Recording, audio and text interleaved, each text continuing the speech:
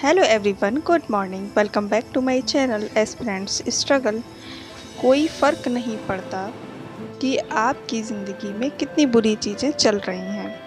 आप अभी भी उन सभी से आगे हैं जो कोशिश भी नहीं कर रहे हैं। फ्रेंड्स, कोई फ़र्क नहीं पड़ना चाहिए कि हमारी लाइफ में कितनी चीज़ें बुरी हो रही हैं और हम सही समय आने का वेट कर रहे हैं कि जब सही समय आएगा तो हम अपनी स्टडी स्टार्ट करेंगे और उसको कंटिन्यू करेंगे और अच्छे से करेंगे।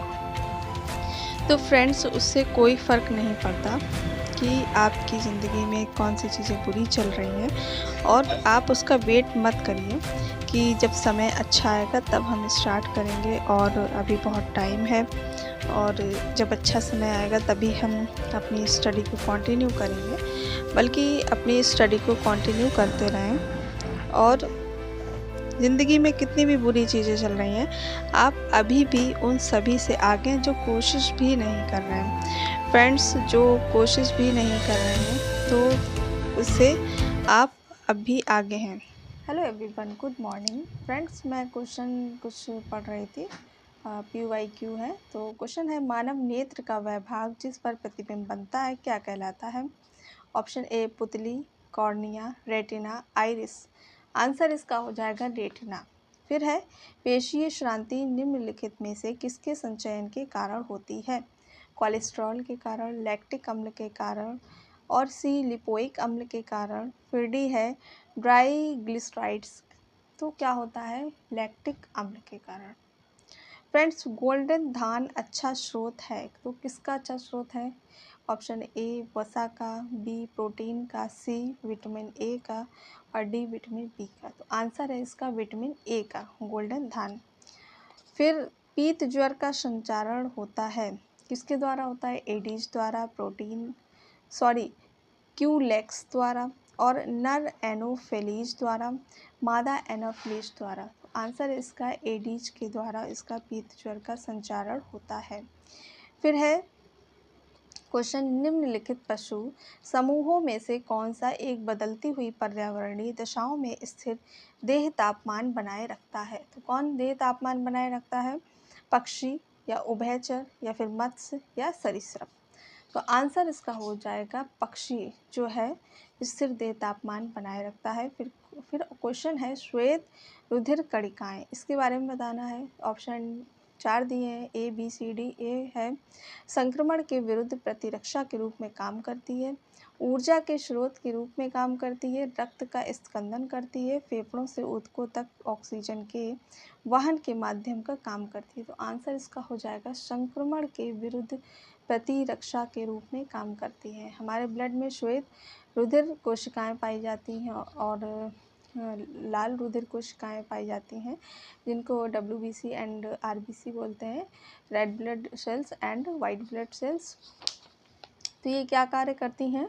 संक्रमण के विरुद्ध प्रतिरक्षा के रूप में कार्य करती हैं। फिर देखते हैं क्वेश्चन है कि कुछ मैचिंग है। तो एक तरफ मैचिंग में सूची 1 है एंड फिर दूसरी तरफ सूची 2 है। तो सूची ए दिया है मलेरिया, और बी है पोलियो, सी है तपेदिक, और डी है दांत। तो मलेरिया किससे होता है? प्रोटोजोआ से होता है। पोलियो किससे होता है? विषाणु से होता है। और तपेदिक किससे होता है? तो ये जीवाणु से होता है। और दांत किससे होता है? कवक से होता है। फिर क्वेश्चन है, संगणकों के आईसी चिप्स प्रायः बने होते हैं तो किसके बने होते हैं? लेड के, क्रोमियम के, सिलिकॉन के, और सोने के। तो आंसर इसका है किसके बने होते हैं? सिलिकॉन के।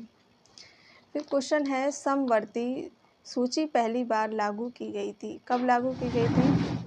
ऑप्शन ए है भारत सरकार अधिनियम 1919 द्वारा, फिर बी है भारत सरकार अधिनियम 1935 द्वारा, सी है भारतीय संविधान 1950 द्वारा, डी है राज्य पुनर्गठन अधिनियम 1956 द्वारा। तो आंसर इसका हो जाएगा भारत सरकार अधिनियम 1935 द्वारा। एंड फ्रेंड्स, ये आफ्टरनून का व्यू है जो मैंने पढ़ाई करने के बाद फिर मैं आ गई थी। वहीं पे मेरा किचन गार्डन है और फिर मैं आ गई थी। अपने कपड़े जो भी गीले थे तो उनको, वो सूख चुके थे तो उनको रखने। और फिर फ्रेंड्स मैं आई थी प्लांटेशन के लिए।